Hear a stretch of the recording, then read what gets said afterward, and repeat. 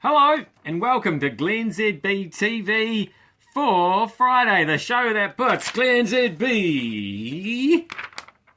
up your Periscope. I'm bringing New Zealand to the world and the world to New Zealand. And I know that the swimming hasn't really gone very well for the New Zealanders.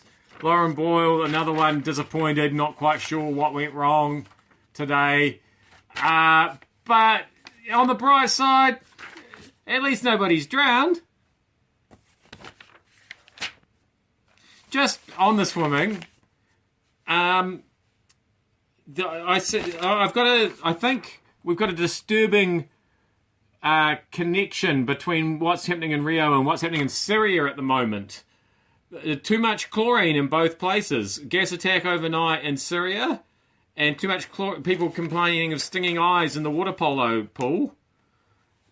So and I think, are the Russians to blame for all of this? If they've got the pip. I mean, obviously they're trying to help Assad, wrestle back Syria by gassing people there.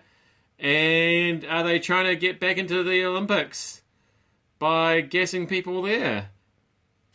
Just saying, it's suspicious. Still on the Olympics. I've got more questions about the wardrobe situation. You'll know, it's been disturbing me.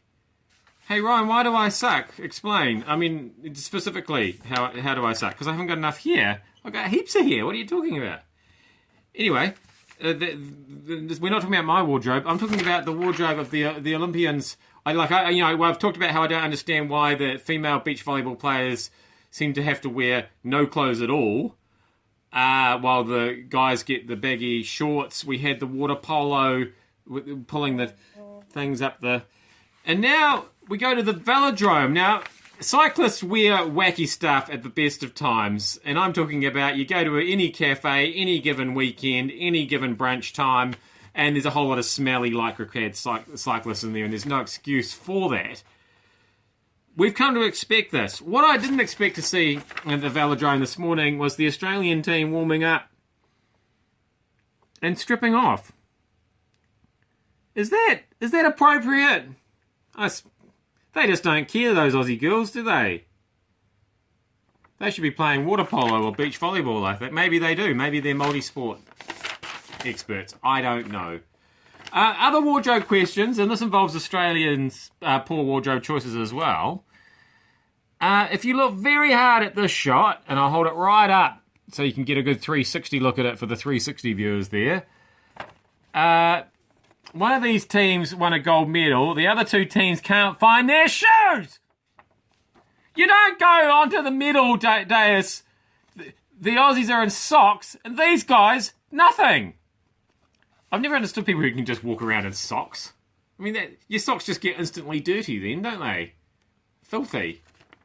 Anyway, these guys, I mean, obviously they won by a long way, so they had a little bit more time to find their shoes than these guys probably. But still, it's not like it happened straight away, the medal ceremony. Get your shoes on.